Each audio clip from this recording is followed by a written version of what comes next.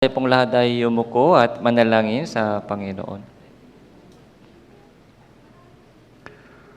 Banal at mahabaging Amang Diyos na nagmamahal sa amin, salamat po sa inyong dakilang pagmamahal at dakilang kaligtasan na ipinakaloob niyo po sa amin. Kahit pinagbubulay-bulayan po namin kung gaano kadakila ang pag-ibig mo sa amin, sa inyong kahabagan, hindi po namin maipahayag ng lubos kung gaano kataas, kalalim at kadakila ang pag-ibig mo sa amin. Nagtipon-tipon po kami sa inyong harapan, Panginoon, sa umagang ito. Samahan niyo po kami sa aming pag-aaral at pagkikinig ng inyong banal na salita at pakalubang niyo po kami ng kagalakan sa aming puso at kalakasan sa aming pananampalataya upang patuloy po kami makapaglingkod sa inyo at sa inyong iglesia at upang magampanan po namin ang aming katungkulan bilang isang anak ng Diyos na ipahayag ang Ebanghelyo sa mga naliligaw na kaluluwa sa aming natitirang buhay sa mundong ito. Magmula sa simula hanggang sa katapusan ng itong oras, sa iyo lamang po kami nagtitiwala at umaasa. Ito po yung aming panalangin sa pangalan ng Panginoon Hesus Kristo. Amen. Buksan po natin ang ating Biblia, unang Juan, chapter 1. Unang Juan chapter 1 verse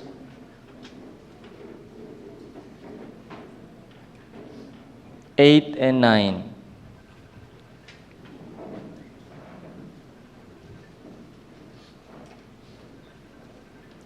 Unang Juan chapter 1 verse 8 at 9. Yung dalawang talata po.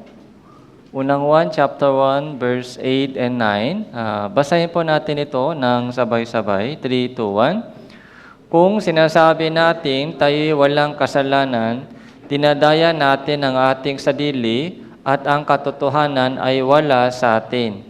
Kung ipinahahayag natin ang aming mga kasalanan, siya'y tapat at banal na magpapatawad sa ating mga kasalanan at tayo'y lilinisin sa lahat ng kalikuhan.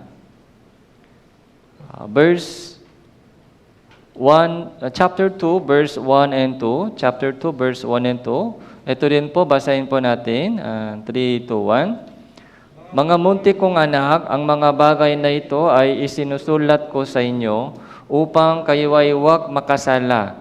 Unit kung ang sinuman ay makasala, tayo'y may tagapagtanggol sa harap ng Ama, si Hesus Kristo na siyang matuwid. Siya ang kabayaran para sa ating mga kasalanan at hindi lamang para sa atin, kundi para din sa kasalanan ng buong salibutan.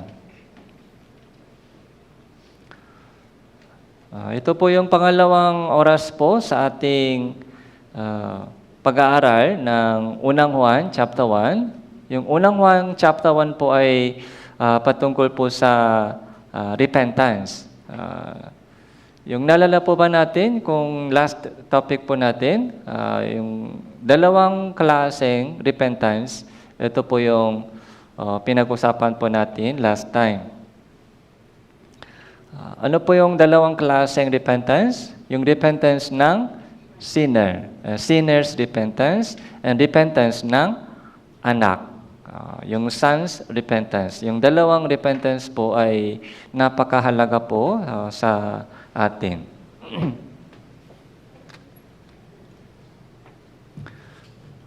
Yung sinner's repentance,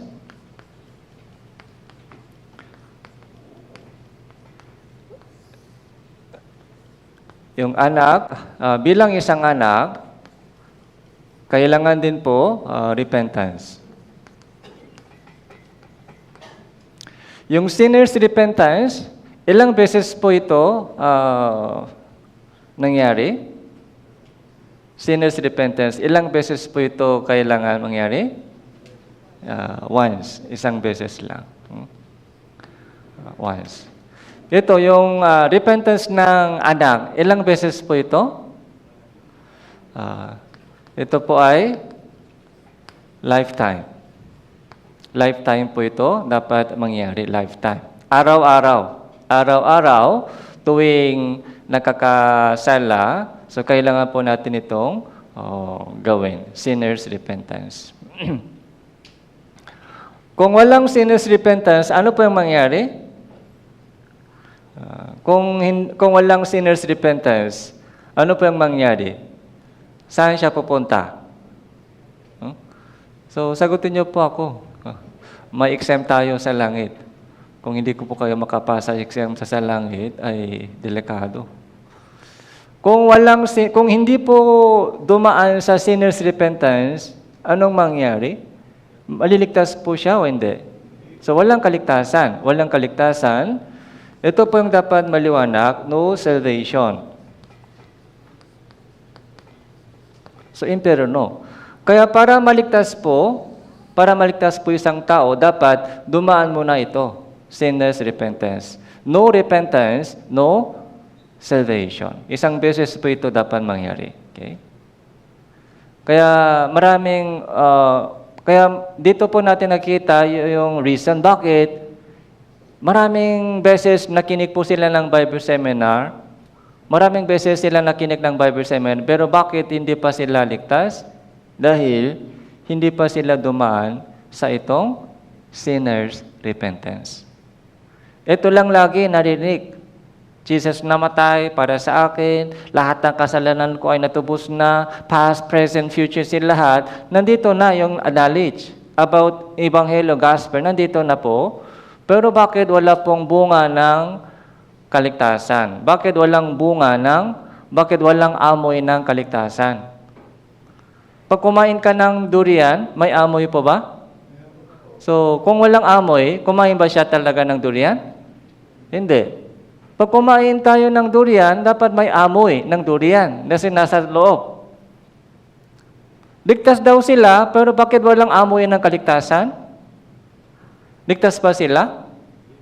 Hindi. Dito lang. Baka utak lang sa langit pupunta. So ito po yung kailangan po natin i-check ng mabuti. Ligtas ba talaga ako?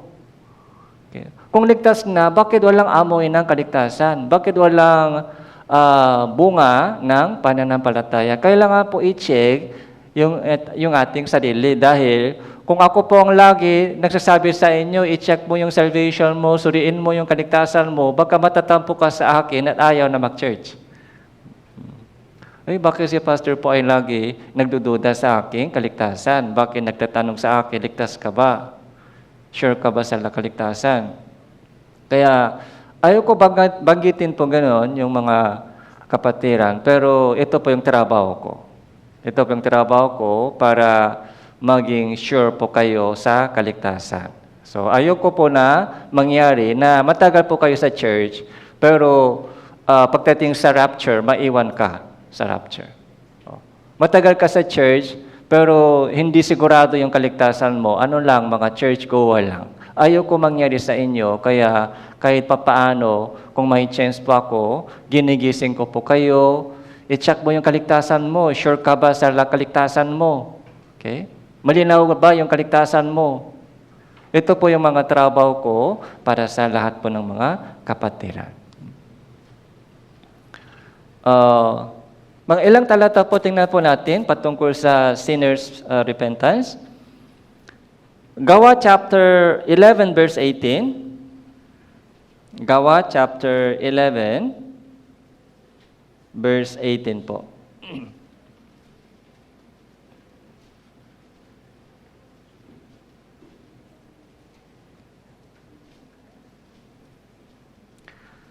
Babasahin ko po, nang marinig nila ang mga bagay na ito, tumahimik sila at niluwalhati ang Diyos na sinasabi, kung gayon, binigyan din ng Diyos ang mga hentil ng pagsisisi tungo sa buhay. Ito po yung sinner's repentance. Yung binigyan binigyan din ng Diyos yung mga hentil. Yung hentil po ay unbelievers. Hentil ng pagsisisi, repentance, tungo sa buhay na walang hanggan. Ito po yung sinner's repentance.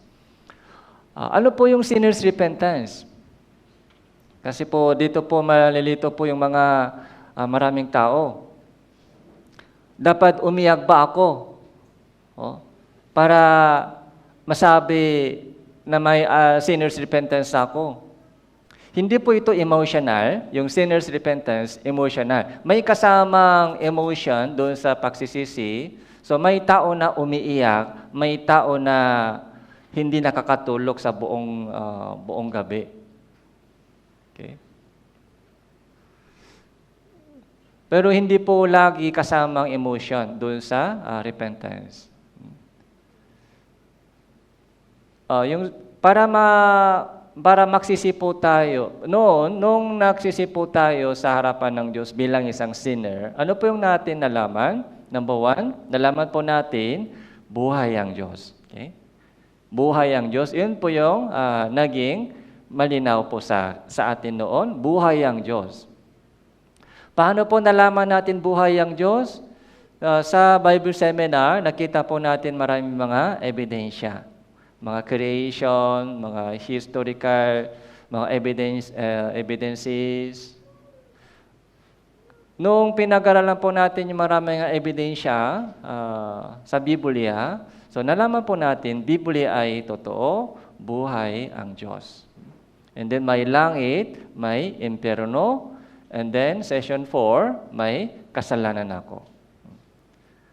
Nung nalaman po natin na may kasalanan ako, makasalanan ako sa harapan ng Diyos, bumaksak ako sa harapan ng Diyos, doon po, naghanap po tayo ng paraan. Doon po naghanap tayo ng paraan ng kaligtasan. Yung pusong naghahanap ng solusyon. Okay? Ulitin ko po, ano po yung pusong nagsisisi? Yung pusong nagsisisi po ay pusong naghahanap ng solusyon. Bakit naghahanap sila ng solusyon? Dahil nalaman po nila na may problema sila, may problema ako. Sino po ba naghahanap ng gamot? May sakit. Pero kung hindi niya alam na may sakit, o hindi niya naramdaman na yung sakit niya, nakahanap pa ba siya ng gamot? Hindi. Okay. Yung pusong naghahanap ng gamot, okay, desperado po yan, di ba? Desperado. Kung walang gamot ako, patay ako. Yung pusong naghahanap ng gamot, kailangan ko yung gamot. May sakit ako. Yun po yung nagsisisi. Kung hindi ako ligtas, impyerno ako. Kung ganito yung tuloy-tuloy yung buhay ko, mapapahamak ako. Nung nalaman po natin na yung ating sakit sa ating spirito, so doon po, binigyan po tayo ng pusong naghahanap ng solusyon, kaligtasan. And then, kapag meron po tayong ganong pusong naghahanap ng solusyon, doon po, binibigay ng Diyos sa atin yung way of salvation. Ano po yung way of salvation? Si Jesus Christ. I am the way, I am the truth, I am the life. Yung gamot po ay si Jesu Cristo.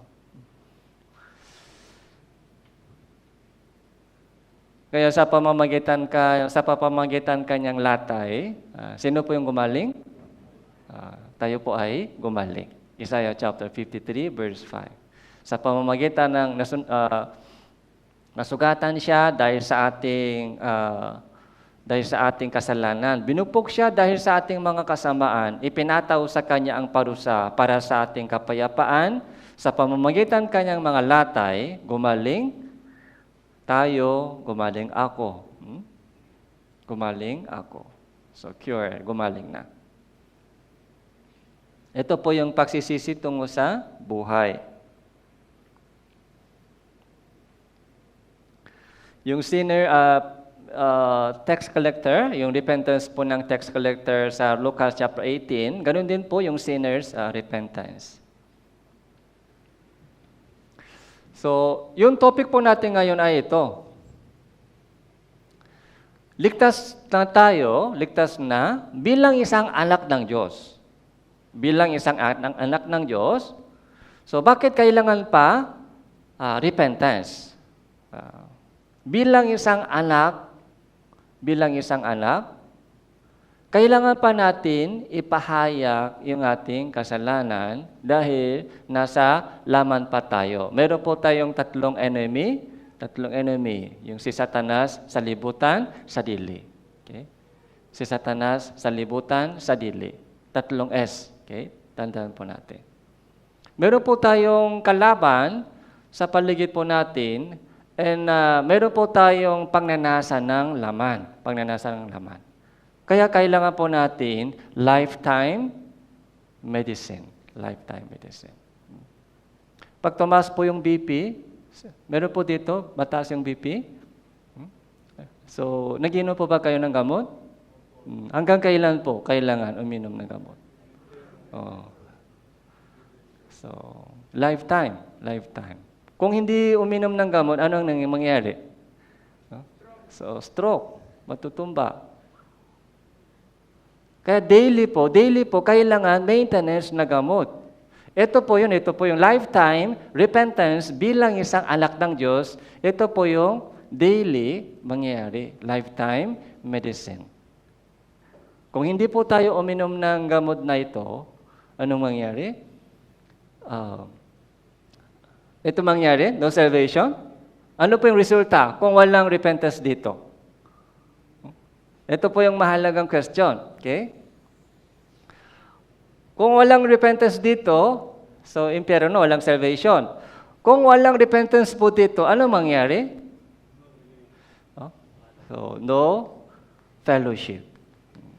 Masisira po yung fellowship with God. Ligtas pa rin o hindi? Yung pasaway na anak pa rin o hindi na? Yung mga nanay dito, yung pasaway mong anak pa rin o hindi na? Parang hindi na? Anak pa rin. Pero pag pasaway na, yung fellowship sa kanila ay maayos ba o hindi? Hindi maayos. Yung galit, spalo, tumataas yung boses. Kaya ito po yung kailangan, repentance ng mga anak ng Diyos. Kung hindi, so maapektuhan po yung fellowship, hindi po lumalago sa pananampalataya, basta hindi maayos yung Christian living. Magulo yung Christian living. Kahit matagal na sa church, so hindi maayos yung Christian living dahil wala ito. Okay? Wala ito. Pastor, okay lang. Kahit wala akong growing, basta sa langit ako pupunta. Ay, nalulungkot po ako sa ganong mga sinasabi ng mga ka-brothers sisters. Parang hindi sila seryoso sa growing in faith. Parang kontento na po sila sa kaligtasan lamang. Pero hindi po yan kalooban ng Diyos. Napakaraming kalawalatian, gantimpala, inihanda ng Diyos para sa atin. Maraming mga handa ng Diyos para sa ating sa langit. Pag sinabi po natin, okay lang, Panginoon, kahit walang akong gantimpala, okay lang. Kung ganun po yung mga isip po natin, ang Diyos po ay nalulungkot. Kailangan po natin, kaya napakahalaga po ito, verse 9, chapter 1. Balik po tayo sa unang Juan, chapter 1.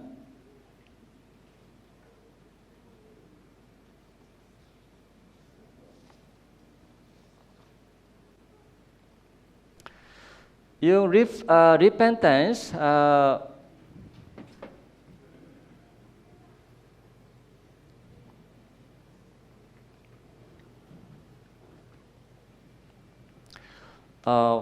kaya maraming taong nalilito, so maling doktrina po ay galing po dito. Maraming mga maling pagtuturo, sabi po nila, kung hindi ka nagsisisi, sabi po nila, mawala yung kaligtasan mo.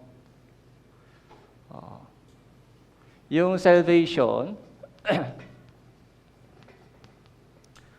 sabi po nila, kahit ligtas ka na, kung hindi ka nagsisisi sa harapan ng Diyos, mawala yung kaligtasan mo. Ito po yung pagtuturo sa maraming churches. Ginagamit po nila yung unang Juan chapter 1 verse 9 sa kanilang doktrina. Sabi dito, kung hindi ka nagsisisi, hindi mapapatawad yung kasalanan mo. Parang literally, ganun po yung mga interpretation. Kung hindi ka nagsisi, hindi mapapatawad, hindi malilinis yung kasalanan mo. Ibig sabihin, hindi ka mawala yung kaligtasan mo. Kaya maraming mga nalilito po doon sa unang Juan chapter 1 verse 9, 8 and 9. Hindi po nila alam itong dalawang uri ng repentance. Yung sinner's repentance ay related with salvation. Pero son's repentance ay hindi ito nakarelay sa salvation.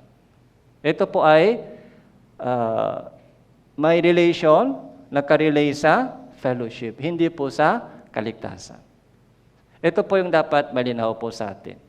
Okay. Malinaw po ba sa atin? Okay. Kaya hindi pwede talon-talon po dito. Okay. Kaya kung yung repentance po sa unang Juan chapter 1 ay nakarelay sa fellowship, hindi po sa salvation. And then, ganun pa rin, kahit nananatili pa rin yung kaligtasan, pero bakit po mahalaga itong repentance? Kung walang repentance po ito, yung ating Christian living ay hindi maayos. Hindi maayos.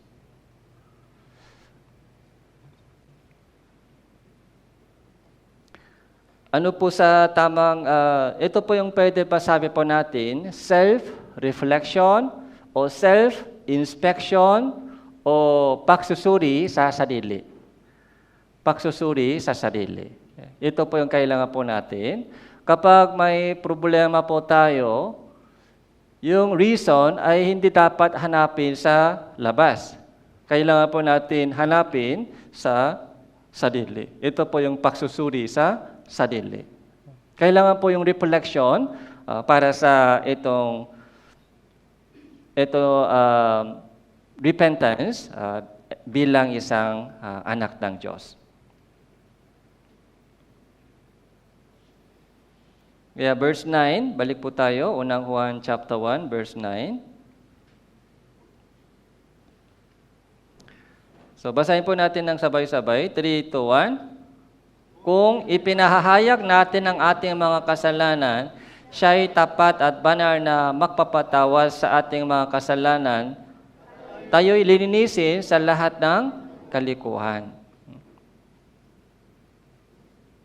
Verse 9 po ito. Anong kailangan po natin gawin? Kailangan po natin ipahayag.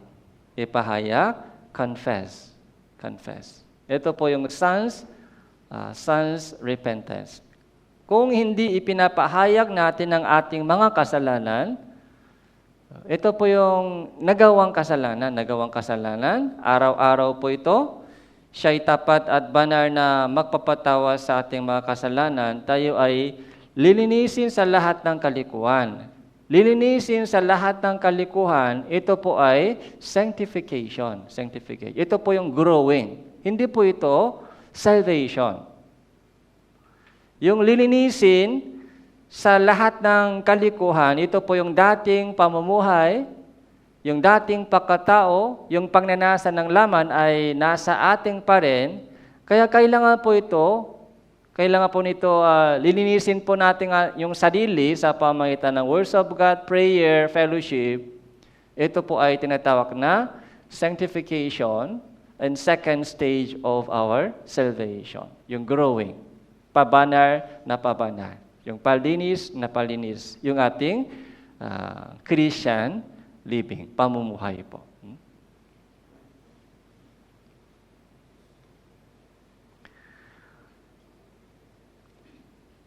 Yung ating pangnanasan ng laman. Kahit matagal na po tayo ligtas, yung pagnanasa ng ating laman ay nawawala po ba o nandyan pa rin? Nandyan pa rin, nandyan pa rin. Kapag tumaas yung BP, kailangan uminom ng gamot. Hindi siya bababa. Kaya kailangan maintenance na gamot. Ganun din po, kapag tumaas na po yung ating puso, mas delikado po yan. Ano po yung mas delikado? Tumaas yung BP, tumaas yung puso. Huh? Tumaas yung puso, yun ang mas delikado, mas stroke ka sa Christian living. Bakit? Matisod po sila agad. Dahil tumaas na yung kanilang puso. Hindi yung BP, normal. Pero takot po tayo. Yung tumaas yung BP, pero walang takot tumaas yung puso. Lahat po ng mga problema sa Christian living ay maraming problema sa ating Christian living ay alam niyo po ba nangyayari doon sa patas na puso. High. Okay. Kailangan din po natin maintenance na gamot. Lifetime po yung lifetime. Ano po yung ating gamot? Ito, libre. Libre, words of God. Ito po yung ating maintenance gamot. And then, kailangan po natin ipahayag. I-confess po, ibig sabihin, habang sinusuri po natin yung ating sarili, so nakikita po natin kung ano ang ginawang mali sa harapan ng Diyos. Kaya yun po yung kailangan po nating dalhin araw-araw sa ating prayer. Yung prayer. Kaya sa ating prayer po, sabi po sa inyo, 3 bagay kailangan sa ating prayer. So, nalala po ba natin? Yung 3 bagay kailangan sa ating prayer. Sa una, ito yung confession. Kung may kasalanan po tayong nagawa, kailangan po natin itong ipahayag muna sa harapan ng Diyos. Okay. Ipahayag. And then, ano pa po? Thanksgiving. Thanksgiving. Kailangan po natin magpasalamat sa mga blessing na ibinigay ng Diyos sa atin. Thanksgiving muna. And then final, ano po? Final? Request. Request. Okay. Okay. Confession, repentance, and ano po? Thanksgiving, and request. So ano po ba mas marami sa inyong prayer? Sa itong 3. Number 1, yung repentance. Number 2, thanksgiving. Number 3, request. Ano po marami sa ating prayer? Puro request. Sana ganito. Walang thanksgiving. Kahit binigyan po tayo ng Panginoon, walang thanksgiving. Parang take it for granted. Yung blessing po na araw-araw, so kanilang umaga, gumising po tayo sa umaga, nagpasalamat po ba tayo? So, yung ordinaryong life, yung ordinaryong buhay po natin, hindi po yan ordinaryo. Yung ordinaryong buhay po natin, malakas, kumakain po tayo, nagtrabaho po tayo, nag-aaral po tayo, tulog po tayo, gising po tayo. Yung ordinaryong buhay po natin, ito po yung napakalaking miracle, blessing po ito. Pero maraming tao po ay take it for granted. Take it for granted. Walang thanksgiving. Sa ating prayer po ay thanksgiving, confession muna. Confession, thanksgiving muna. Yung confession mo muna. Okay. Yung mga ginagawa po natin mali, kapag hindi tama po yung salita, kapag may problema, kapag hindi maganda yung ating mga trato sa mga kapatiran, o kapag nagsinungaling po tayo, kung hindi totoo yung ating sinabi sa ibang tao, maraming nangyari. Kailangan po natin dalhin muna sa harapan ng Diyos. Ito po yung dapat mauna dalhin. Yung confession, yung repentance. And then, thanksgiving, holy request. Sa totoo lang po, yung ating request, okay, yung ating mga hinihingi sa Panginoon, alam po ba ito ng Diyos? Alam ng Diyos kung ano ang kailangan po natin bago pa po tayo humingi sa Diyos. Alam ng Diyos kung ano ang kailangan po natin sa ating buhay bago pa po lumabas sa ating bibig. Kaya ano ang hinihintay po ng Diyos sa atin? Confession, and thanksgiving. Yun po yung gusto niyang marinig sa atin. Pero sa ating prayer po, sanay po tayo. Sa ating mindset po, yung prayer, request. Request, yung prayer. Hindi po. Yung prayer po ay confession, thanksgiving. Yung request po ay pinakahuli. Pinakahuli.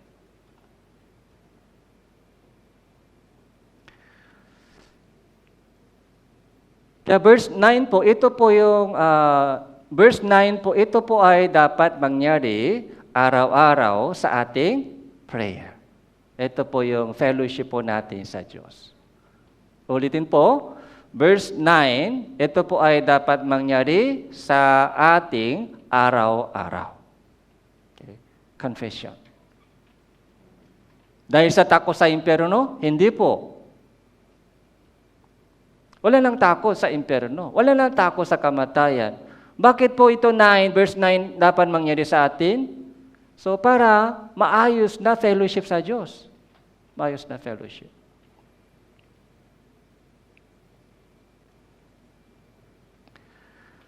Matthew chapter 5.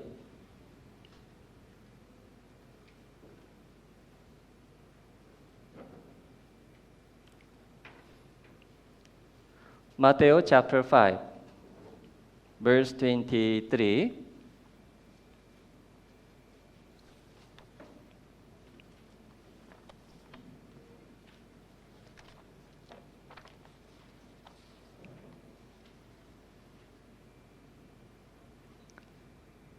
(23, 24), basahin po natin ito, 3, 2, 1. Kaya't kung maghahanda kanto ka ng inyong kaloob sa dambana at doon ay naalala mo na ang inyong kapatid ay meron anumang laban sa inyo, iwan mo roon sa harapan ng dambana ang kaloob mo at humayo ka at may pagkasundo ka muna sa inyong kapatid at saka ka magbalik at maghandok ng inyong kaloob.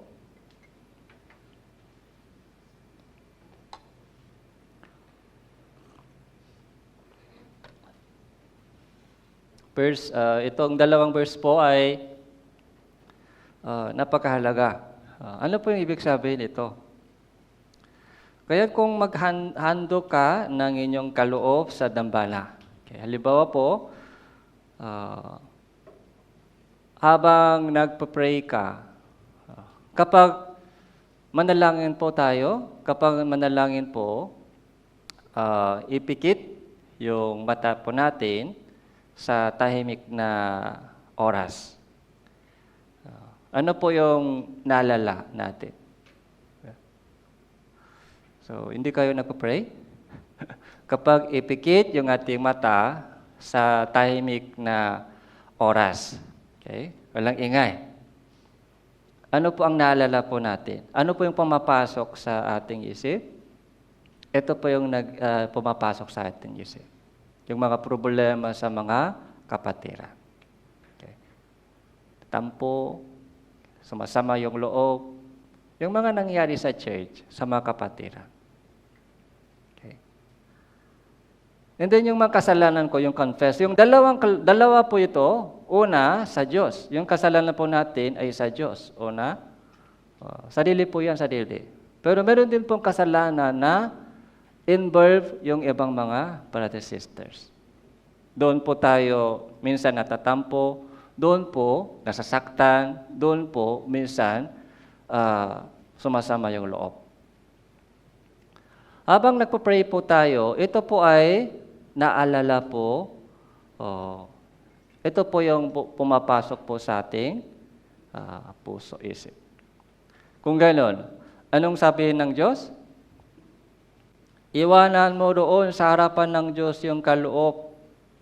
Iwanan mo yung kaloob sa dambana dahil ayaw ng Diyos tanggapin po yun. Ayaw ng Diyos tanggapin yung ating prayer. Ayaw ng Diyos pakinggan yung ating prayer kapag mayroon po tayong ganong mga problema sa puso laban sa brothers, sisters. Makipagkasundo ka muna sa inyong kapatid. Ito po yung mahirap mangyari. Makipagkapagsundo ka muna sa inyong kapatid. So doon po, ito po yung mahirap gawin po natin. Sa Diyos, okay lang sa Diyos. Pero sa mga kapatiran, ay mahirap lumapit sa kanila. Kapag may problema ako sa kanila, mahirap ako lumapit sa kanila, kaya sa church, iniiwas yung mga kapatiran na nagbigay ng problema sa akin. Kung ganun po, ano po yung problema po natin? Ang problema po ay lugi ka sa inyong Christian living. Dahil sa problema mo sa mga kapatiran, yung fellowship mo sa Diyos ay hindi maayos, yung fellowship. Ito po yung i-remind po ng Diyos sa atin kapag bumalik po tayo sa Diyos sa prayer, pag lumapit po tayo sa prayers, pag lumapit po tayo sa Diyos sa prayer po natin, ito po yung lagi niyang tanong sa atin. Ikaw, kamusta ka na sa mga itong brother? Kamusta yung problema mo sa mga kapatid ito? Okay na ba? Ayos na ba? Yun po yung tanong ng Diyos sa atin. Dahil ito po yung sabi po niya, makipagkasundo ka muna sa inyong kapatid, saka ka magbalik, maghandok ng inyong kaloob sa akin. Ito po ay napakahalaga po sa ating yung Christian living. Kaya yung mga kapatid po dito, kung meron po tayong ganitong mga bagay laban sa mga kapatiran, kailangan po natin makipagkasundo muna ito bago lumapit po tayo sa Diyos. Yung hadlangan po dito ay, ano po yung hadlang po dito? Yung pride. Dapat siya muna lumapit sa akin, ayoko lumapit sa kanya. Dahil siyang nagkasala, siya muna lumapit sa akin na mag-sorry. Ayaw ko lumapit sa kanya. Ayaw ko mag-sorry sa kanya. Ito po yung pride po natin. Kaya sinasabi po ng Biblia po sa atin, yung pagkikipagkasundo ay hindi para sa kanya, para sa inyo. Para sa inyo. Hindi para sa kanya, kundi para sa inyo, para maging maayos yung fellowship mo sa Panginoon. Para walang hadlang sa inyong fellowship. Para walang hadlang. Naintindihan po ba? May experience po ba ganito? Kapag ipikit po yung ating mata habang nagpo-pray, ito po yung nire-remind po ng Diyos sa atin.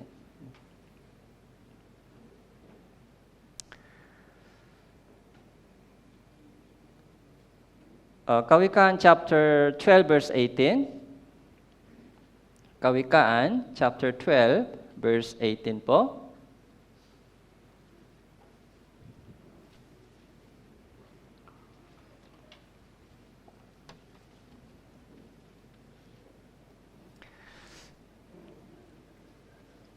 Basahin po natin, 3, 2, 1. Mga salitang dalos-dalos ay parang ulos ng espada. Unit ang dila ng pantas ay kagalingan ang dala. May experience po ba kayo? May experience po ba kayo na nasaksak? Siguro wala. Okay? Pag nasaksak ka, anong nangyari? Sakit, di ba? Sakit. And then, nanghina. Parang biglang nawala yung lakas and baksak. Ito po yung, kahit wala akong experience, yun po ang nangyari. Ano po yung mas, yung dila po ay parang kutsilyo. Dila po ay parang kutsilyo. Kaya yung sakit sa katawan, sakit sa puso, alin po ba mas tumatagal? Sakit sa puso. Yung sakit sa katawan, pagkalipas ng mga ilang panahon, hindi makikita. Pero yung sakit sa puso, dahil sa ganitong mga dila, yung salita ay tumatagal. Mga minsan po, hindi makalimutan, lifetime. Kailangan po natin yung mga mag-ingat, magbantay sa ganitong mga bagay. Chapter 18, Kawikaan chapter 18.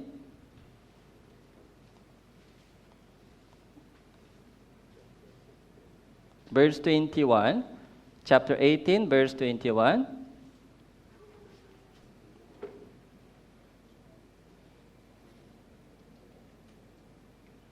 Basahin din po natin ito, 3, 2, 1. Ang kamatayan at ang buhay ay nasa kapangyarihan ng dila. Ang umiibig sa kanya ay kakain ng kanyang mga bunga. Maliit bahagi po ito, dila. Maliit bahagi. Pero sabi sa Biblia, kamatayan at buhay ay nasa kapangyarihan ng dila. Ibig sabihin, maaari po isang tao ay mamatay dahil sa dila. Maaari po isang tao ay mabuhay dahil sa dila. Gaano kalaki po yung kapangyarihan ng dila? Napakalaking impact ng ating, ibig sabihin, napakalaking impact ng ating salita. Dahil sa isang magandang salita, nag-encourage, so nagbibigay ng yung salitang nagpapasalamat. Alam po natin kung ano ang salitang nagbibigay ng buhay.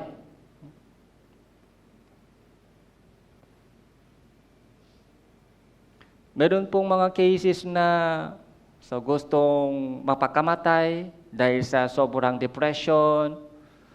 Pero dahil sa isang salita, tuloy-tuloy siya sa buhay. Anong salita po ito? Mahalaga ka. Okay? Mahalaga ka. Kahit nag-fail ka sa mga trabaho, kahit hindi maayos yung trabaho, mahalaga ka. Mahalaga ka sa harapan ng Diyos. Mahalaga ka sa harapan ng Diyos. Sa session 1, ito po yung minsan sa Bible seminar, ipaliwanag ko po sa inyo.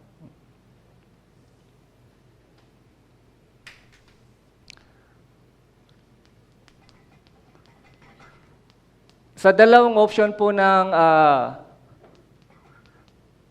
bakit nag-exist yung umiiral po tayo. Dalawang option. Sabi sa scientist yung evolution. So, mula nung nothing, nagkaroon ng isang malaking sabok, Big Bang, kaya nakataon naging ganito. By, sa evolution. And then, sa Genesis chapter 1, verse 1, in the beginning, God created the heaven and the earth. Sa evolution,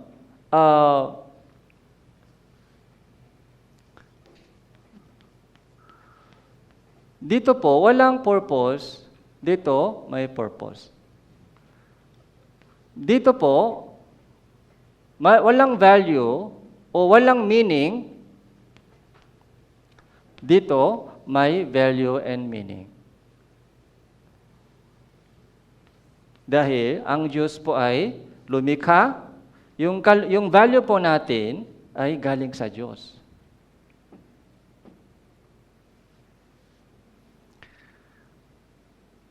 Sa ating panahon po, di ba, matindi po yung competition. Sa ating panahon, competition sa pag-aaral and competition. Hindi ko alam kung gaano kalaki yung depression po ng mga kabataan po dito. Sa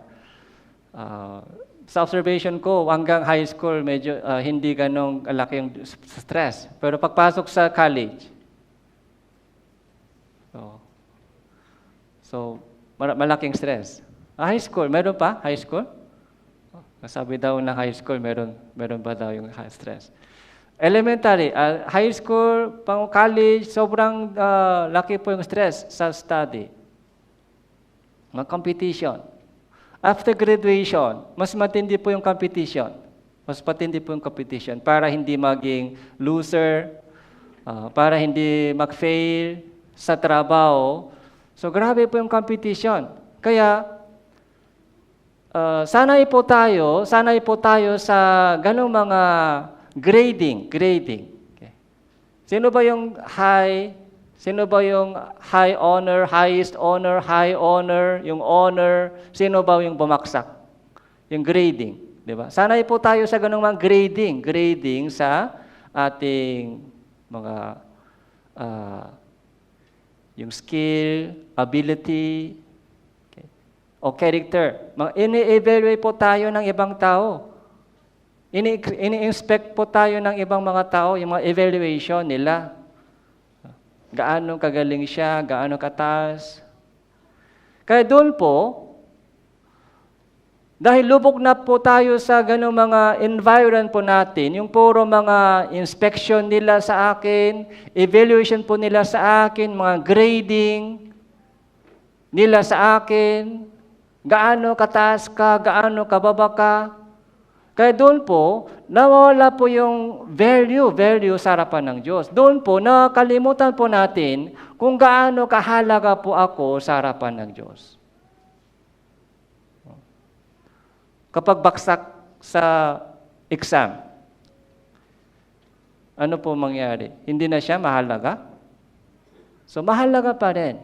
Valuable pa rin sa family, lalo po sa magulang. Ano pong sinasabi ng magulang? Baksak ka na, hindi ka na anak. Ganun po ba? Sabi ng magulang.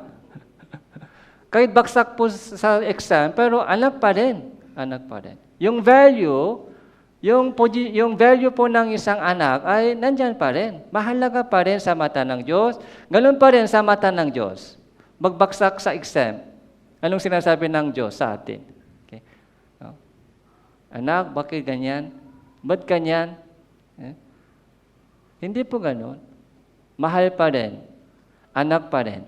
Mahalaga pa rin. Valuable pa rin. Ito po yung tinatawag na kahalagaan ng existence. Yung value of existence. Kahit nandyan ka, mahalaga ka. Kahit wala kang mga ginagawang magaling, okay, walang evaluation dyan. Walang evaluation. Walang inspection. Walang grading dyan. Walang grading. Bilang isang anak ng Diyos, mahalaga ako kahit wala akong ginawang magaling, kahit hindi ako matalino, kahit wala akong skills, kahit wala akong talento. Mga puro problema lang, pero sa harapan ng Diyos, mahalaga pa rin ako. Ito po yung value of existence.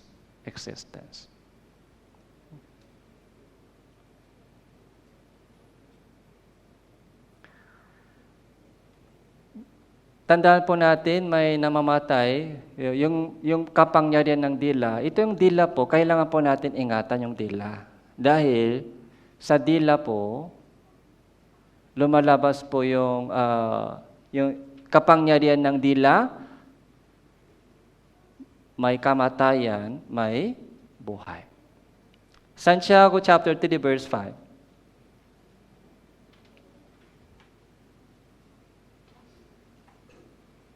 Santiago chapter 3 verse 5.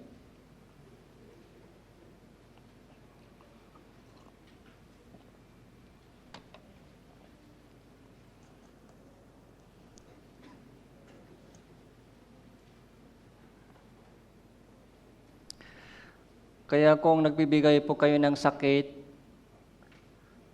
sa ibang tao, kailangan po natin magsisi. Okay? Alam po natin, yung pagsaksak sa kutsilyo ay malaking kasalanan. Pero hindi po nila alam kung gaano kalaking kasalanan yung pagsaksak sa ibang tao sa dila. Okay? Hindi po nila napapansin kung gaano kalalim po yung sugat sa kanilang puso. Okay. Takos sa kutsilyo tayo, di ba? Pero bakit walang takos sa dila? Yung dila po ay mas matulis po ito, mas mahaba po yung tabak, mas malalim po yung sugat. Hindi po mawawal po yan once na natagos po ito sa puso. Dila po ay may dalawang possibility. Saan gagamitin po yung dila po natin? Sa pagpapakamatay, gagamitin po natin yung ating dila o sa pagbibigay ng buhay? Okay. Dapat, gamitin po natin yung ating dila sa pagbibigay ng buhay, hindi po sa pagpatay. Ganun kalaki yung mga kapangyarihang dila, chapter 3, verse 1. Mga kapatid ko, huwag maging guro ng marami sa inyo, yamang nalalaman nating hatulan tayo ng mas mahigpit. Kapag binabasa ko po yung talatang ito, ay natatakot po ako lagi. Dahil sabi po dito, huwag maging guro ang marami sa iyo. Dahil ang guro, mas mahigpit yung hatol. Sa amin, ni Evangelist, mas mahigpit yung hatol ng Diyos sa amin. Kaya takot. Bakit po? Mas mahigpit po yung hatol. Dahil yung preacher po ay maraming salita lumalabas. Kaya sana yung salita galing sa akin ay lagi magbibigay ng buhay. Pero minsan, nagbibigay ng sakit. Okay. Kaya sabi dito, mas mahigpit yung kahatulan ng mga guro. Kaya huwag maging marami guro.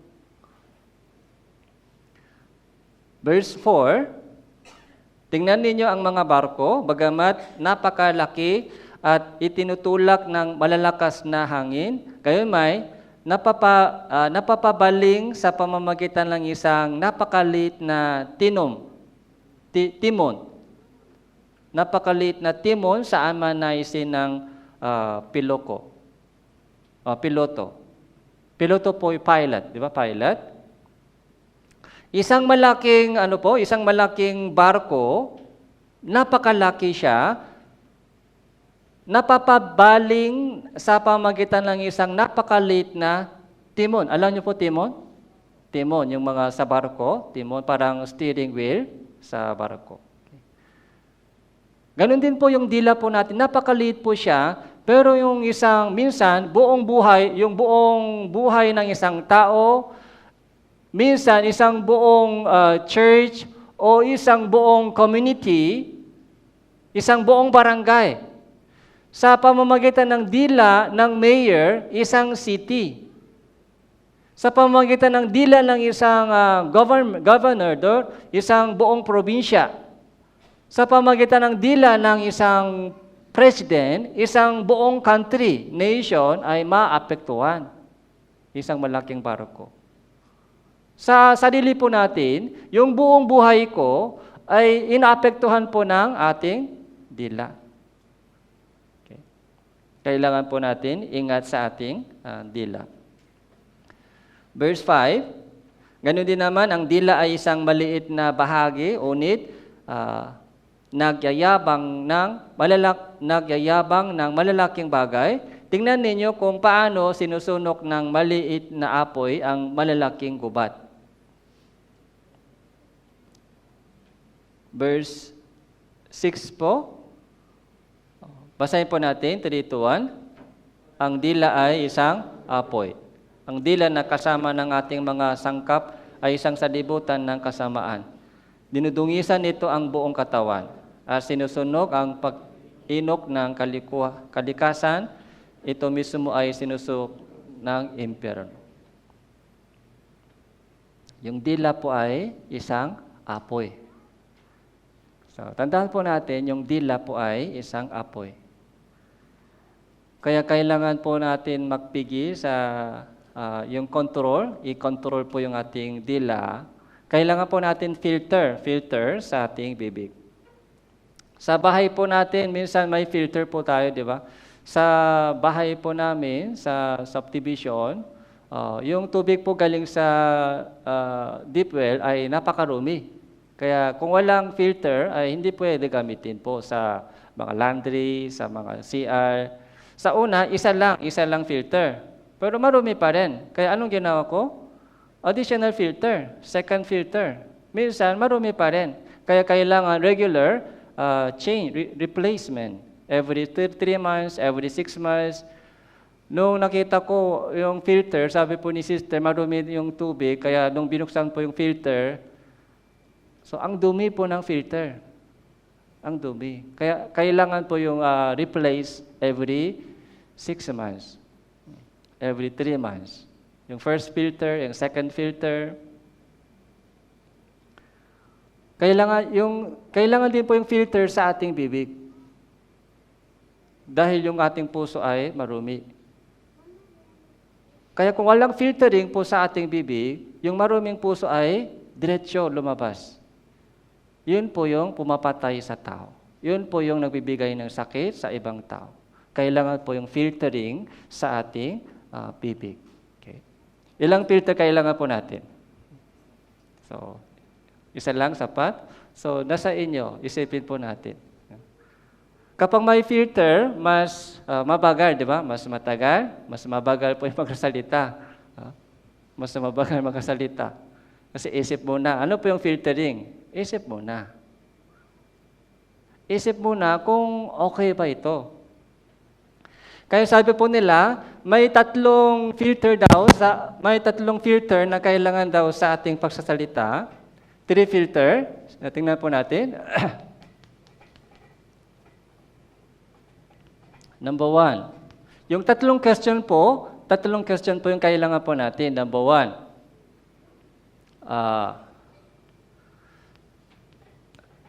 So, need ba? Need ba sabihin? Okay? Kailangan ba ito sabihin? Yun po yung unang filter. Isipin po natin, kailangan ba ito sabihin? Number 2.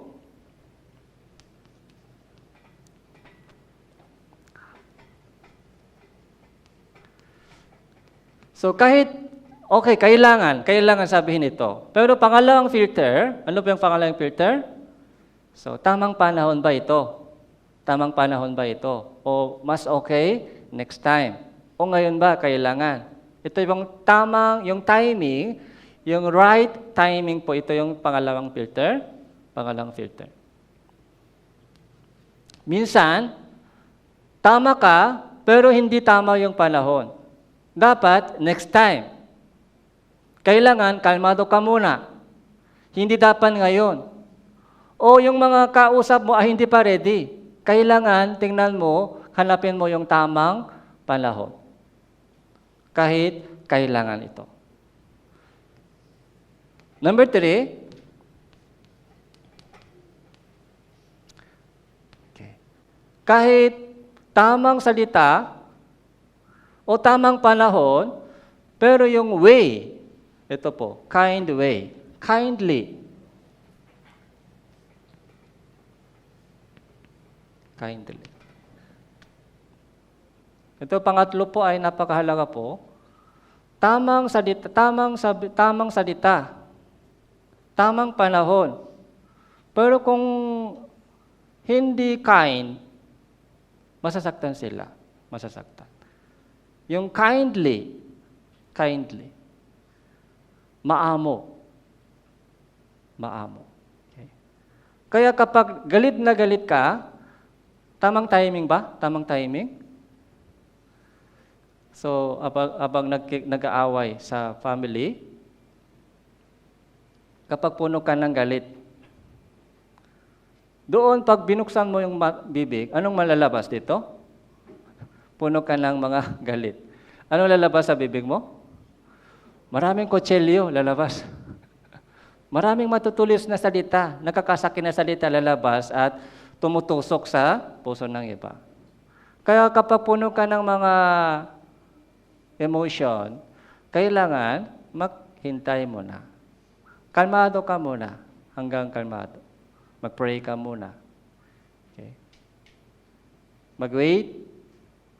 And then, isipin mo, paano ito iparating? Ano ang magandang way na iparating sa kanila? Magandang way. Meron pong magandang way. Okay? Masarap pagkain. Okay? Masarap pagkain niluto, and magandang yung mga plato, pero pag ihugis mo yung pagkain sa kanila, kain ka na. Pag hugis na lang, anong maramdaman nila? Hindi, masasaktan po siya pag ihagis mo, hagis. Yung masarap na pagkain, masarap pagkain niluto, pero pag itong ihagis mo sa kanila, kain ka. Anong pagdating sa kanila? Mahal yan, ihagis. Yung kindly way ay mahalaga po yun. With respect. Okay? Respect. Yung closeness and respect, minsan, kapag may close ka, yung closeness and respect kayo dapat makasama itong dalawa. Madalas po, kapag close ka, ano po yung nawala? Respeto. Respeto po ay nawala agad. Nung hindi pa close, mga respeto. Igalang. Pero pag close na, wala nang respeto. Wala nang filter. Kahit ano mang iniisip, kahit ano mang pumapasok sa isip, nakikita mo, diretso na, walang filter sa bibig. So, doon po, nakakaroon po ng maraming problema. Ito po yung pwede itong apply sa bahay, sa bahay, sa family, sa work, and then sa church. Sa lahat ng mga community, ito po yung kailangan po natin apply. Sa family muna. And sa church, sa mga kapatiran. Lalo po yung mga family, close na close po, kaya doon po minsan nawala po yung respeto sa bawat isa. Respeto.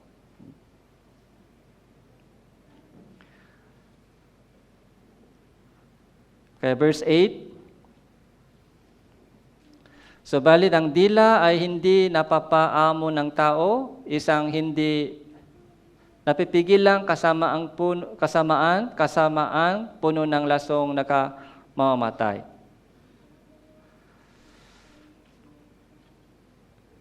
Yung dila po ay ibang katawan po, yung kamay, yung paa. So, madali makontrol, tama po? Yung ibang kamay, ibang bahagi ng katawan, madali makontrol. Pero minsan, yung dila po ay mahirap makontrol. Yung salitang lumalabas, mahirap makontrol. Kailangan po natin ilagay po yung filter. Ito ba ay tama? Ito ba yung kailangan? Ito ba yung tamang panahon ba ito ngayon? Pwede na magsalita ako. O yung paraan dapat kindly.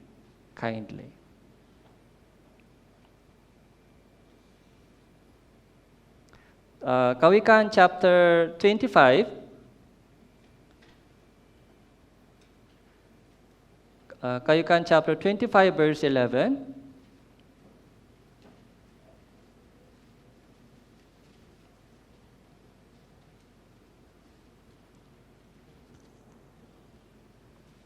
Basahin po natin, 3, 2, 1. Ang naangkop na salitang binitawan ay gaya ng mansanas na ginto sa pilak na lalagyan.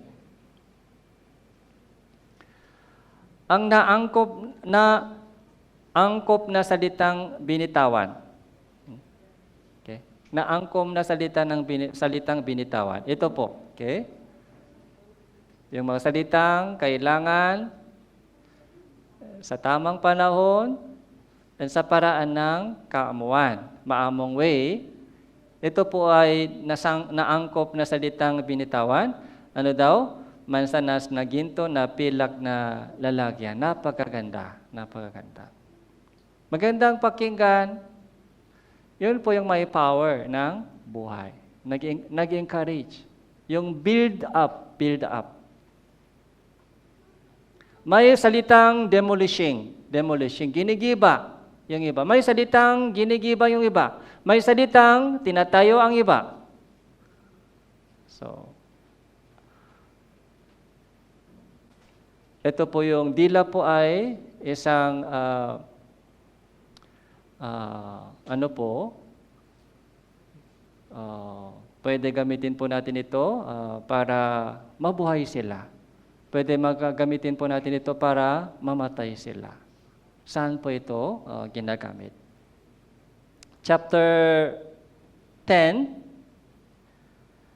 chapter 15 verse 1, Kawikaan chapter 15 verse 1.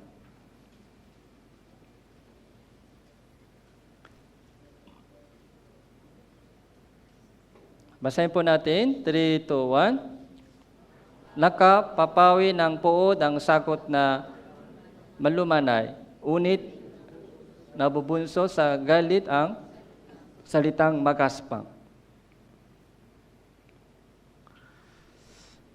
Yung sagot na malumanay, nakapapawi. Nakakapawi ng puot.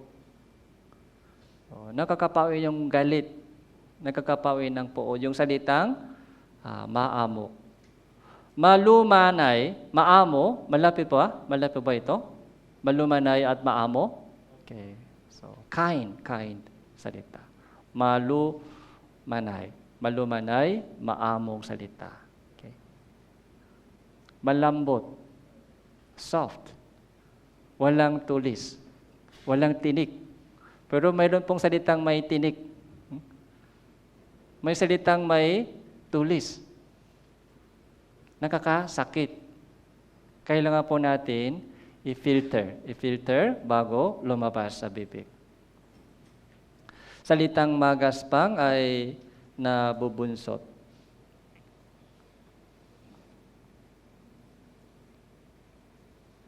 In Galatians chapter 6 verse 1,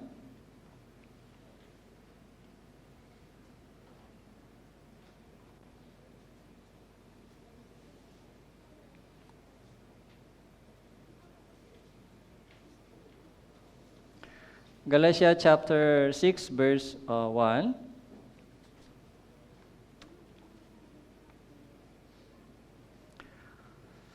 Mga kapatid, kung ang isang tao ay natakpuan sa anumang pagsuway, kayong mga espiritual ay dapat panunumbalikin siya sa espiritu ng kaamuan. Tingnan ang inyong sarili, baka ikaw ay matukso din.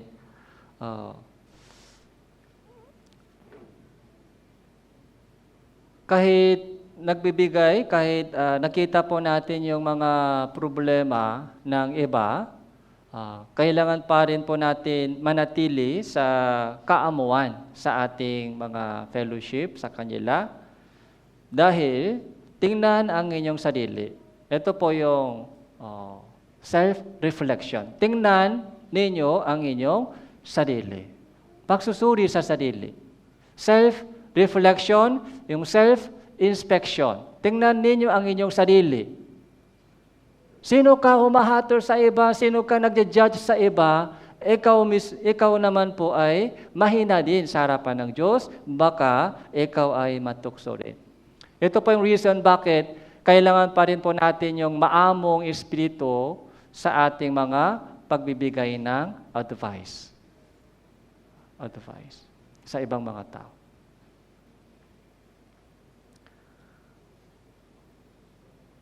Isang magandang example po ng repentance ng anak ay nakikita po natin doon kay David. Alam po natin yung storya po ni David, kung anong kasalanan ginawa niya, kung paano po siya sinaway ng propeta Nathan, and then ano po yung repentance po ni David. Nakikita po natin sa Awit chapter 51. Pumunta po tayo sa Awit chapter 51.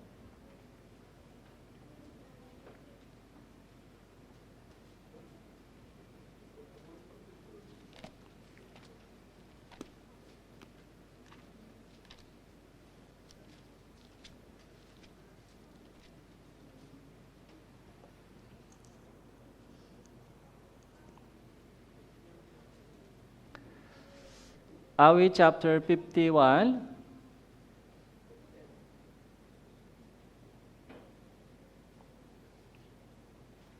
verse 3.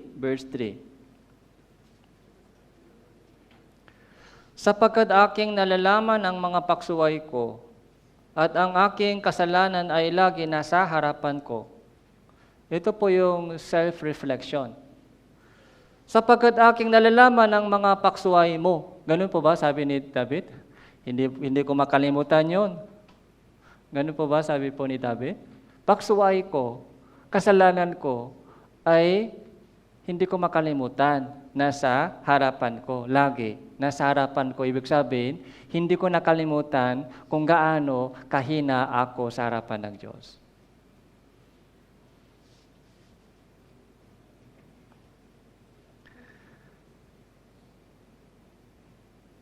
Kaya verse 10,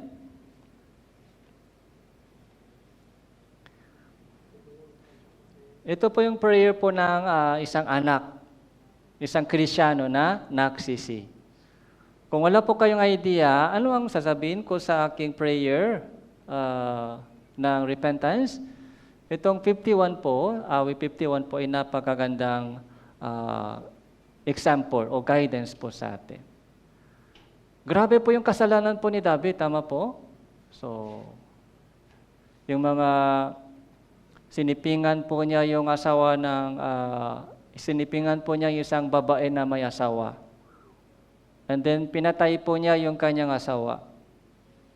Grabe yung kanyang kasalanan. Pero bakit po ginamit po pa rin si David hanggang mamatay? Dahil dumaan po siya sa itong repentance. 51. Bagsak po siya sa harapan ng Diyos and pinagsisihanan po niya yung kanyang nagawang kasalanan and then bumangon ulit. Ito po yung kailangan din po natin sa harapan ng Diyos. Verse 10, lumalang ka sa akin ng isang malinis na puso, O Diyos, at buli mong baguhin ang matuwid na espiritu sa loob ko.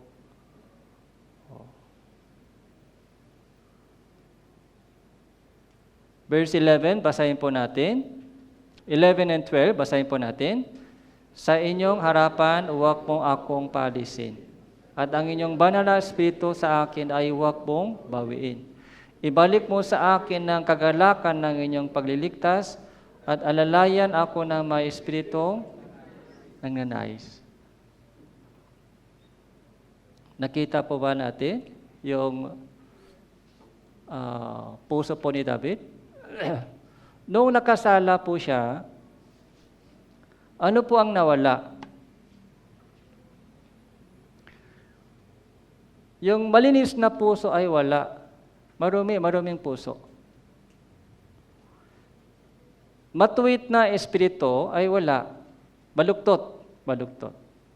Nadamay. Naapektuhan. Nabaluktot. Magulo. Kaya ang lungkot po dito, yung lungkot po ni David po dito, huwag mo akong, yung banal na espiritu sa akin, ay huwag mong bawiin. Nasa kanya po yung Holy Spirit. Dati po, ang sarap po ng fellowship po niya, ang sarap ng fellowship po niya sa Diyos. Masaya, magalak.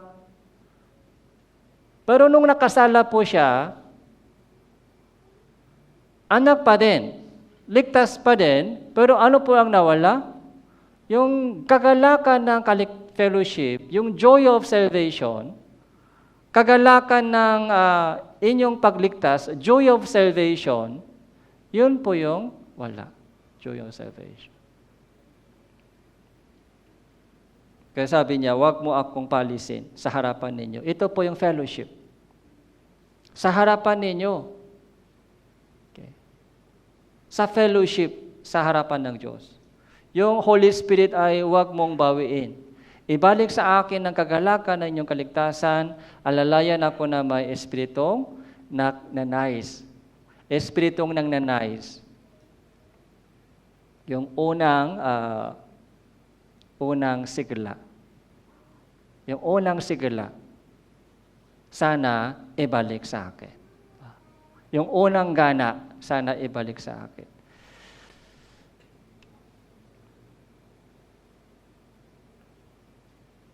Kaya verse 17 po. So, basahin po natin ito, 3, 2, 1. Ang mga hain sa Diyos ay bagpak na diwa. Isang bagpak na nagsisising puso, o Diyos, ay hindi mo hamakin. Ito po ay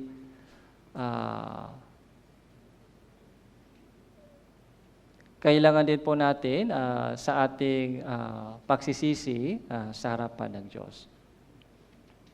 Kaya balik po tayo sa unang Juan, chapter 2.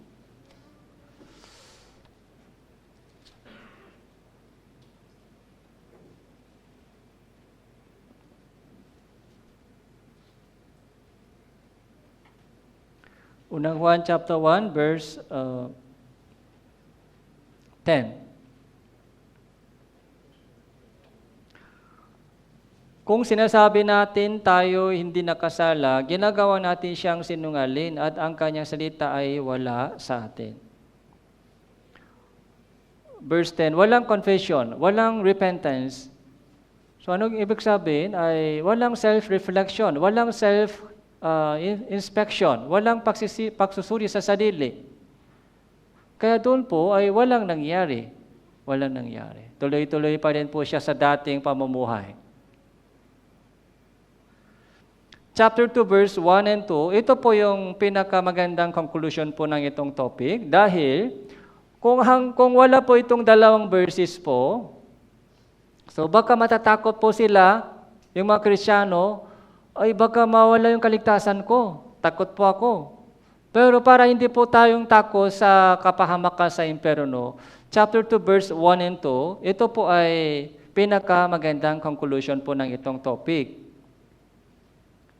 Munti kong anak, ang mga bagay na ito isinusulat ko sa iyo. Yung chapter 1 ay isinulat ko sa iyo upang kayo ay huwag makasala.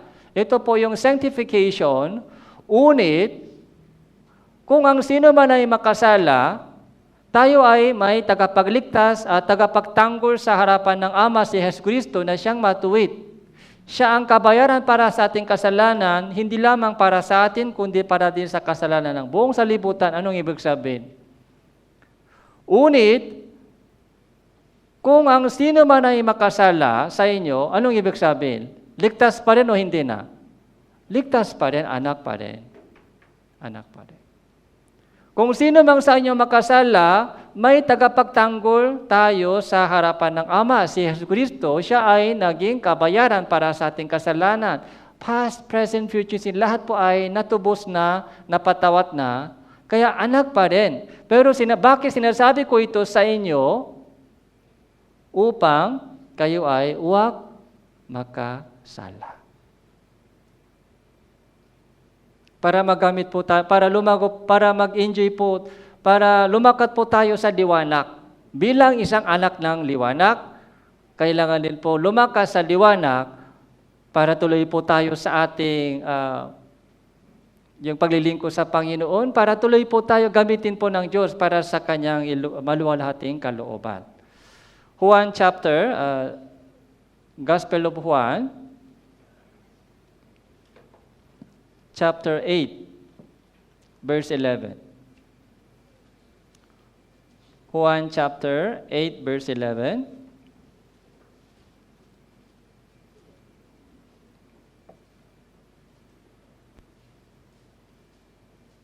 Basahin din po natin ito, 3, 2, 1. At sinasabi niya, walang sino mang Panginoon, sinabi ni Jesus, hindi rin kita hinhatulan. Humayo ka na at mula ngayon, huwag ka na makasala. Isang babae na nahuli sa gawa ng pangalo niya. Maraming tao po ay nagtipon para batuin siya. Pero sabi ni Jesus, kung sino mang sa inyo walang kasalanan, maunang magbato. So isa-isa, so nawala po sila. Silang dalawa lang, si Jesus sa yung babaeng ito. Silang dalawa lang naiwan. Doon po, sabi po ni Jesus sa kanya, hindi rin kita hinahatulan. Ito po yung gospel. Tama po? Hindi rin kita hinahatulan. pinatawad na kita. Okay. Tinubos na kita. Hindi na kita hinahatulan. No more parusa. And then, anong utos po ng Panginoon? So, humayo ka na at mag-enjoy ka sa kasalanan. Ganun po ba? Hindi po. Humayo ka na.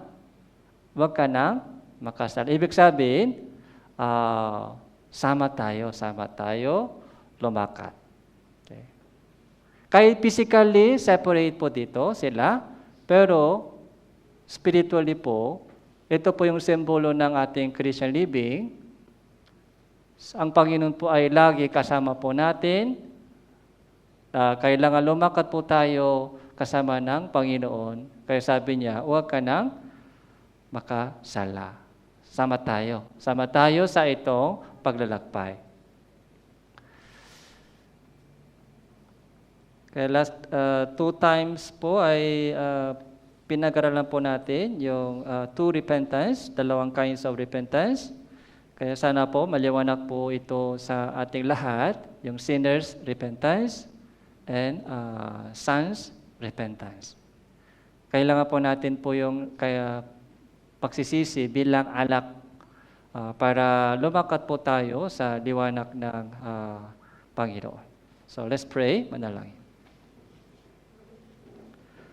Salamat po Panginoon sa oras na ito, sa inyong napakahalagang mensahe po sa bawat isa sa amin dito. Napaligiran po kami Panginoon ng tukso ng salibutan, mahina pa po ang aming pananampalataya, malakas pa po yung pagnanasa ng laman na kumikilos po sa aming Panginoon. Kaya po na umaasa po kami sa inyong kahabagan at umaasa po kami sa inyong pagbibigay ng kalakasan at karunungan upang madaig po namin ang kalaban po namin sa pamumuhayang Kristiyano. Tulungan niyo po kaming lahat. Ito po yung aming panalangin sa pangalan ng Panginoon Hesus Kristo. Amen.